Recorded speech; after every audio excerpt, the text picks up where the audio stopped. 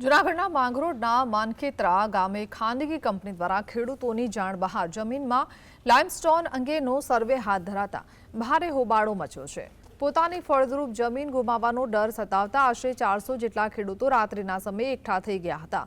સર્વે સામે રોષ વ્યક્ત કર્યો હતો। ખેડૂતોનો મુખ્ય આક્ષેપ છે કે તેમની સંમતિ વગર આ કામગીરી કેમ કરવામાં આવી રહી છે, તેનો હેતુ શું છે। ભવિષ્યમાં ખાણકામની પ્રક્રિયા થવાથી પોતાની આજીવિકા છીનવાઈ જવાની ચિંતા ખેડૂતો વ્યક્ત કરી રહ્યા છે। આ અચાનક થયેલા વિરોધથી તંત્રમાં પણ દોડધામ મચી ગઈ છે। ખેડૂતોએ માંગ કરી છે કે સરકાર કે સંબંધિત તંત્ર દ્વારા સર્વેની તમામ વિગતો સત્તાવાર રીતે જાહેર કરવામાં આવે।